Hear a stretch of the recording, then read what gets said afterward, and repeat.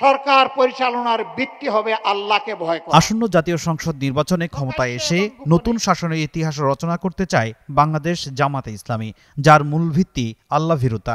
বিদেশি কোনো ষড়যন্ত্রকে পাত্তা দেওয়া হবে না বলেও সতর্ক করেছেন দলটির আমির ডাক্তার শফিকুর রহমান। সরকার পরিচালনার ভিত্তি হবে আল্লাহকে ভয় করা। জনগণকে তাদের অধিকার চেয়ে নিতে হবে না, সরকার বাধ্য থাকবে জনগণের অধিকার তাদের ঘরে পৌঁছে দিতে। এই ইতিহাস নতুন করে আমাদের রচনা করা লাগবে না, এটি আমাদের গর্বিত ইতিহাস, এটি আমাদের মদিনা কেন্দ্রিক শাসনের ইতিহাস। আমরা দল ধর্ম নির্বিশেষে সকল মানুষের জন্য সেই ইতিহাস রচনা করতে চাই। এই সরকার পরিচালনা করতে গিয়ে দেশি বিদেশি কোনো শক্তির লাল চক্ষুকে আমরা পাত্তাই দেব না। আজ শুক্রবার সকালে রাজধানীর ভাসানটেকে নির্বাচনী সমাবেশে তিনি বলেন, পোস্টার ছিঁড়ে কিংবা অপপ্রচার চালিয়ে জামাতের জনপ্রিয়তা কমানো যাবে না।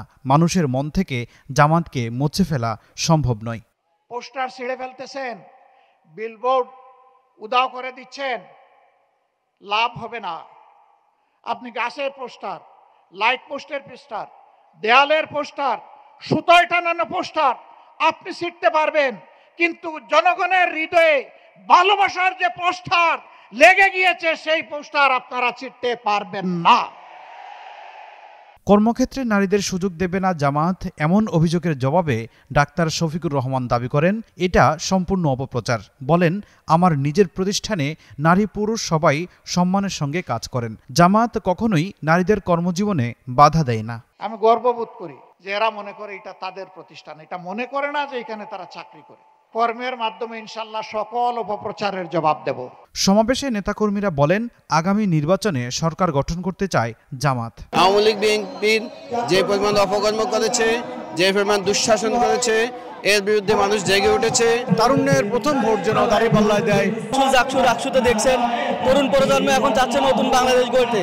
ঢাকা 17 আসনে কয়েক হাজার নেতাকর্মীর সমাবেশে বক্তব্য দেন দলটির এই আসনের প্রার্থী ডাক্তার এস.এম. খালিদুজ্জামান। তিনি বলেন, বাংলাদেশ কোনো ব্যক্তি বা পরিবারের নয়, জামাত দেশ গঠন করবে সবাইকে নিয়ে।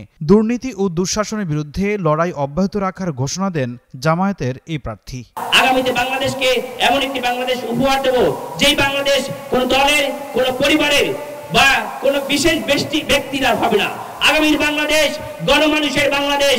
এই বাংলাদেশকে আমরা সকল মিলে গড়বই গড়ব ইনশাআল্লাহ। ভিন্ন ধর্মাবলম্বীদের অধিকারের প্রশ্নে জামাত আমির বলেন, 54 বছরের ইতিহাসে জামাতের পক্ষ থেকে ভিন্ন ধর্মাবলম্বীদের সম্পদ লুণ্ঠনের কোনো ঘটনা নেই। রাষ্ট্র পরিচালনায় জোর জবরদস্তি নয়, ন্যায়, সমতা ও সাম্য প্রতিষ্ঠাই হবে জামাতের নীতি। ফখরুল ইসলাম, যুগান্তর নিউজ, ঢাকা।